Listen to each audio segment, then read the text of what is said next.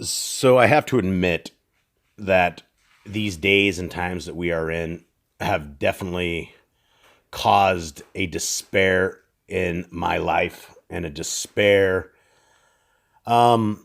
just in the sadness of the world to come and the sadness to know that my kids will never have the same kind of life I had, that we'll never be able to take vacations, that we'll never be able to go out and do the things with regular people.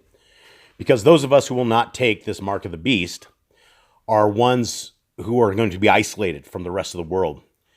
And as we see the end of this age coming, and we see the end of time coming, and we see our Creator is battling the forces of Hasatan, and everything that the Bible said was going to happen is happened or is happening. It's very despairing, especially when you have children and your wish and your dreams and your hopes were for your kids and for their future and for your grandkids and things of that nature. And it really takes a toll when you realize you're at the end of this age where there probably won't be grandkids. If the grandkids come, there'll be some sort of mutants because everybody's injected with the devil's serum. So there's no hope, right? There's no hope in this world right now.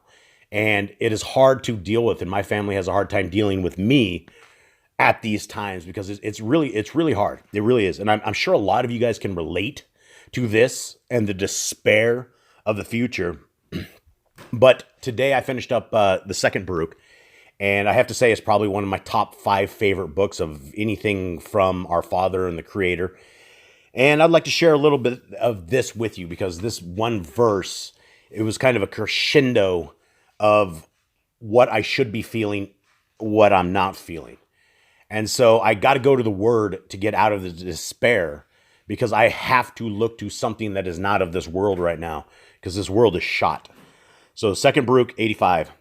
Know ye moreover that in former times and in the generation of our old fathers had helpers, righteous men and holy prophets.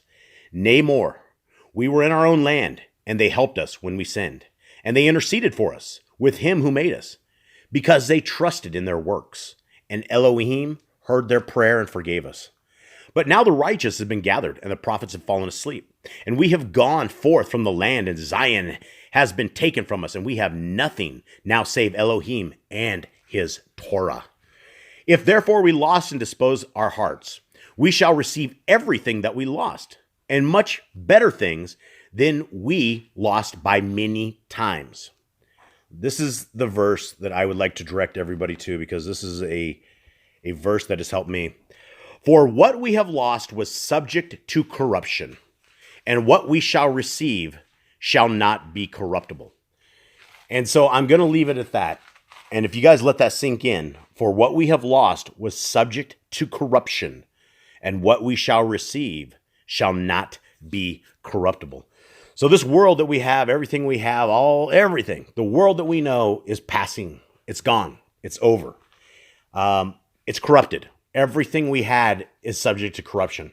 In fact, my family, my mom has now been corrupted. She has now been slammed twice with this stuff.